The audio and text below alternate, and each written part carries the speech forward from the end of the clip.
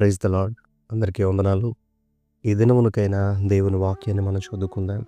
యెషయా గ్రంథము 26వ అధ్యాయం 4వ వచనం ఇలా రాయబడి ఉంటుంది. యెహోవా యెహోవాయే నిత్యాశ్రయ దుర్గము, యుగయుగములు యెహోవాను నమ్ముకొనుడి అనే మాట మనం చూడొచ్చు. మన దేవుడు నిత్యము మనము ఆశ్రయించదగిన దేవుడుగా ఉన్నాడు.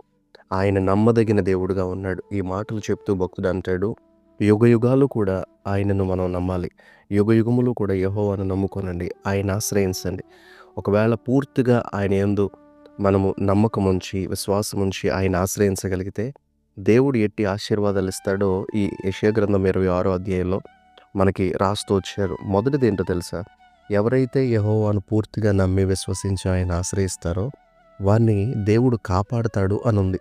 పై వచనం మనం చదవగలిగితే 26వ అధ్యాయం 3వ వచనం, ఎవని మనస్సు నీ మీద ఆనుకొనునో వానిని నీవు పూర్ణ శాంతి గలవానిగా కాపాడుదువు, ఎలయనగా అతడు నీ యందు విశ్వాసముంచాడు అనే మాట మనం అక్కడ చూడొచ్చు. ఎవరైతే ఆయన నమ్ముతారో, ఎవరైతే ఆయన ఆశ్రయిస్తారో, ఎవరైతే ఆయన మీద ఆధారపడతారో ఆయన పూర్ణ శాంతి గలవానిగా, ఆయన కాపాడే దేవుడుగా ఉన్నాడు. సో కాబట్టి మన జీవితాల్లో మనం చేయాల్సిన ప్రాముఖ్యమైన పని ఇక్కడ జ్ఞాపకం చేస్తూ అంటాడు, మనం ఆయన మీద విశ్వాసం ఉంచగలిగినప్పుడు మన ఆత్మలను, మన శరీరములను, మన జీవితములను దేవుడు కాపాడే దేవుడుగా ఉన్నాడు. ఇక్కడ ప్రాంతముతో కానీ, కులముతో కానీ, లేకపోతే వ్యక్తిగతమైన విషయాలతో కానీ ఇక్కడ కాదు. ఎవరైతే ఆయన మీద ఆధారపడతారో, ఎవరైతే ఆయన ఆశ్రయిస్తారో, ఎవరైతే ఆయన మీద విశ్వాసం ఉంచుతారో, అలా విశ్వాసం ఉంచి ఆయన మీద ఆధారపడి ఆయన ఆశ్రయించిన ప్రతి ఒక్కరిని కూడా దేవుడు కాపాడే దేవుడుగా ఉన్నాడు. మన పరిస్థితులలో, మన స్థితిగతులన్నింటిలో కూడా దేవుడు కాపాడి ఆయన నడిపించి మనకి నెమ్మదిని, సమాధానమునిచ్చే దేవుడుగా ఉన్నాడు. అందుకే మొదటగా మాట్లాడతాడు, మీరు నమ్ముకోనండి, మీరు ఆయన ఆశ్రయించండి. మీరు నమ్మి విశ్వసించి ఆయన ఆశ్రయిస్తే ఆయన నెమ్మదినిస్తాడు. ఆయన మన జీవితాల్లో ఆయన కాపుదలు అనుగ్రహించగలుగుతాడు అనే మాట జ్ఞాపకం చేస్తాడు.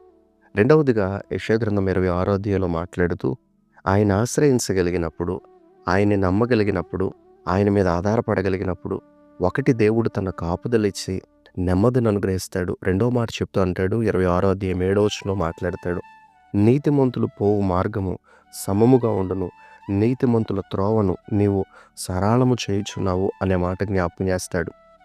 నీతిమంతులు అనగా దేవుని యందు విశ్వాసం ఉంచిన వారు అని చెప్పొచ్చు. దేవుని యందు విశ్వాసం ఉంచి ఆయన మీద సంపూర్ణంగా ఆధారపడిన నీతిమంతుల యొక్క మార్గాన్ని దేవుడు సమముగా చేసి ఆయన మార్గాలన్నీ కూడా సరళం చేస్తాడు. ఆయన వారి మార్గములన్నిటినీ కూడా సరళం చేసి త్రోవలన్నిటినీ కూడా దీవెనకరంగా మలచగలుగుతాడు అనే మాట జ్ఞాపకం చేస్తాడు. మూడవదిగా ఆయన ఇచ్చే ఆశీర్వాదం 26వ అధ్యాయంలో మనకు కనపడుతూ ఉంటుంది. ఏమనంటాడు తెలుసా? ఆయన ఎవరైతే విశ్వసించి నమ్మి ఆయన ఆశ్రయిస్తారో ఒకటి ఆయన నెమ్మదినిస్తాడంట, రెండవది కాపాడుతాడంట, మూడవది మాట్లాడుతుంటాడు మార్గాలను సరళం చేస్తాడనే మాట చెప్తాడు. ఇంకా మనం చదువుకుంటూ వెళ్ళగలిగితే 9వ వచనంలో ఇలా మాట్లాడతాడు, రాత్రి వేళ నా ప్రాణము నిన్ను ఆశించుచున్నది, నాలోనున్న ఆత్మ ఆసక్తితో నేను ఆశ్రయించుచున్నది అని అంటాడు. ఆసక్తితో మనం ఆయన ఆశ్రయించినప్పుడు ఆయన చేసే పని 12వ వచనంలో చెప్తాడు. ఏమనో తెలుసా? యెహోవా నీవు మాకు సమాధానమును స్థిరపరచుదువు, నిజముగా నీవు మా పక్షము నుండి మా పనులన్నిటినీ సఫలపరచుదువు అనే మాట అక్కడ జ్ఞాపకం చేస్తాడు. సో ఈ వాగ్దానమును బట్టి మనం అర్థం చేసుకోగలుగుతాం, ఎవరైతే ఆయన ఆశ్రయిస్తారో, మనం ఇందాక 4వ వచనంలో చదువుకున్నాం ఆయన నిత్యాశ్రయ దుర్గము అని. 9వ వచనంలో మాట్లాడతాడు, నాలో నా ఆత్మ నిత్యము నిన్ను ఆసక్తితో ఆశ్రయించుచున్నది అని అంటాడు.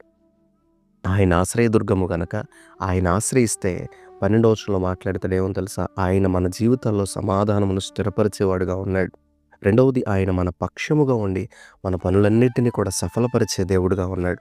సో ఈ వాక్యములన్నిటిని బట్టి మీకు జ్ఞాపకం చేస్తున్న మాట ఒకటే, మనం ఆయన మీద ఆనుకొనగలిగినప్పుడు, ఆయన ఆశ్రయించగలిగినప్పుడు, పూర్తిగా ఆయన మనం విశ్వాసం ఉంచి ఆయన నమ్మగలిగినప్పుడు దేవుని వాక్యం చెప్తోంది, ఆయన పూర్ణ శాంతిని మనకు అనుగ్రహించి ఆయన మనల్ని కాపాడే దేవుడుగా ఉన్నాడు. రెండవదిగా మాట్లాడుతూ ఆయన మన మార్గాలన్నిటినీ కూడా సరళము చేసే దేవుడుగా ఉన్నాడు. మూడవది ఆయన అంటాడు, ఎవరైతే ఆయన ఆశ్రయిస్తారో ఆయన వారి పనులన్నిటినీ కూడా సఫలపరిచే దేవుడుగా ఉన్నాడు.